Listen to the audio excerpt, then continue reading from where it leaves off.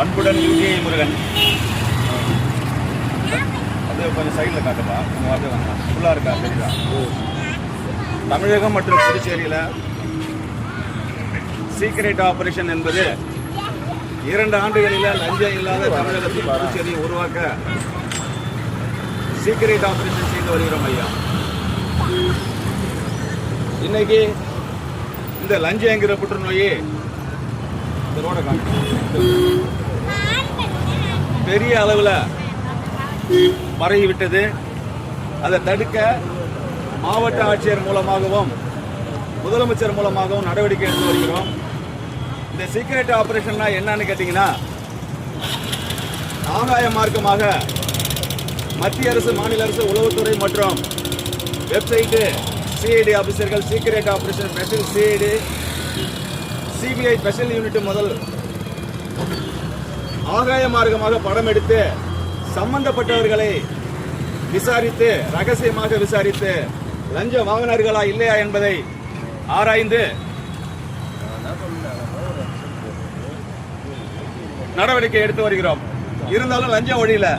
இப்ப என்ன செய்ய போறோம்? 38 மாவட்டங்களிலும் காவல்துறையில பட்டாசு கடை வைப்பதற்கு பர்மிஷன் கொடுத்ததில் 10,000 ரூபாய் வாங்கியிருக்காங்க என்று சொல்லி சில அதிரடி வேலை சிதம்பரத்திலும் செஞ்சுட்டு இருக்கோம்.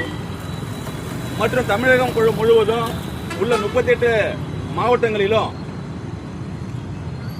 லஞ்சம் என்பது இருக்கக்கூடாது என்பதனால 100 பேரை நிரந்தர சஸ்பெண்ட் செய்கிறோம் ஐயா.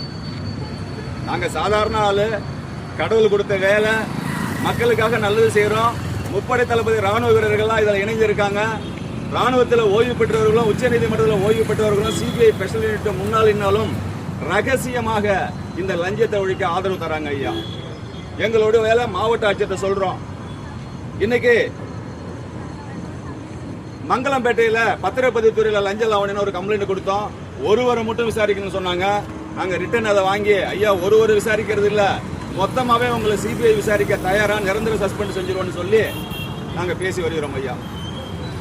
இன்னைக்கு நாம நிரந்தரமாக தமிழகம் முழுவதும் 38 மாவட்டங்களிலும் நிரந்தரமாக சஸ்பெண்ட் என்பது ஒரு 100 பேருக்கு கொடுத்துட்டோம்னா பின்னாடி வரவங்க லஞ்சம் வாங்க மாட்டாங்க ஐயா.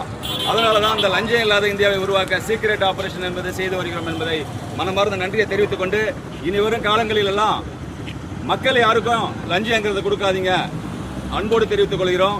இன்னைக்கு தலாரி, விஓ, ஆர்ஐ, தாசில்தார் இருக்கார்களே, லஞ்சம் வாங்குறது லஞ்ச ஒழிப்புத்துறைக்கு தெரியாதா?